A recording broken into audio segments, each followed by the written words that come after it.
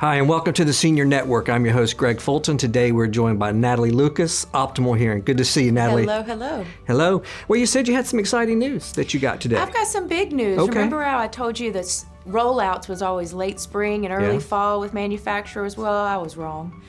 And it came out early, huh? Yeah, we've got one of my favorite manufacturers is rolling out an essential line of hearing aids, kind of the beginnings of differentiating between premier class hearing aids, which as we know can range up to thousands of dollars. Oh, yes.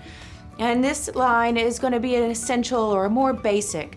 But the great thing about it is that in the past when we had basic types of hearing aids, they were really no frills. And these hearing aids that are coming out right now are at incredible price points, but they do offer things like Bluetooth, connecting with your phone, as well as even rechargeability. So what we're seeing is good quality hearing aids starting to roll out at some lower price points that may be more appetizing to people on a tighter budget. Oh, yeah. Well, that's technology. We've seen that with cell phones and everything else It's starting as far to as the price trickle down, points. Yeah. and so that's pretty exciting news in my business.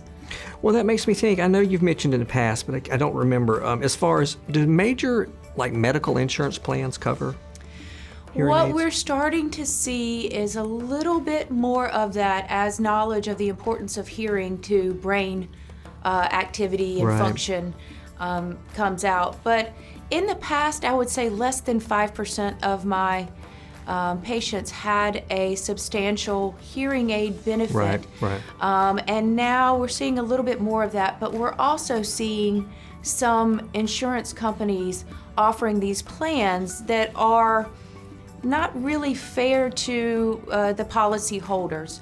They're giving big discount hearing aids, but they're offering no lifetime care and service, and the policyholder will then be nickel and dimed over the course of the life of that hearing aid. And it's a way that insurance companies are kind of making some money on the side and profiting off of it, and that's not always the best for the client route for the patient.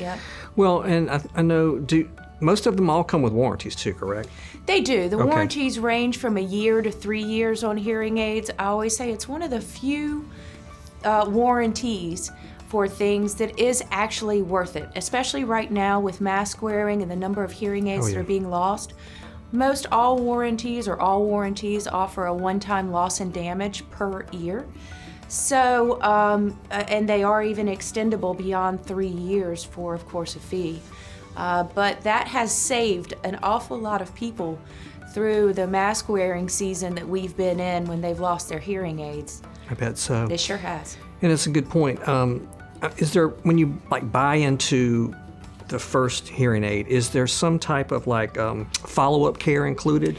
Absolutely. And I would argue that what is more important than your choice of type of hearing aid is going to be your choice of provider and the kind of care that you receive, not on week 1 or month 1, but on year 5 or year 6 or year 7.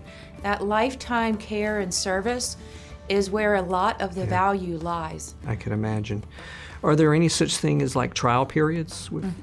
We offer a 30-ish day trial. Okay. It's flexible, and if I believe very strongly in 100% refunds, no fine print, no restock fee.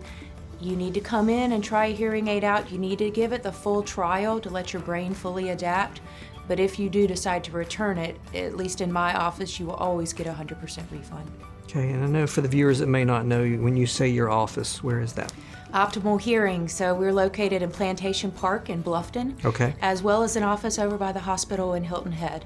Right. And we have offices around South Carolina, Georgia, Florida. As well.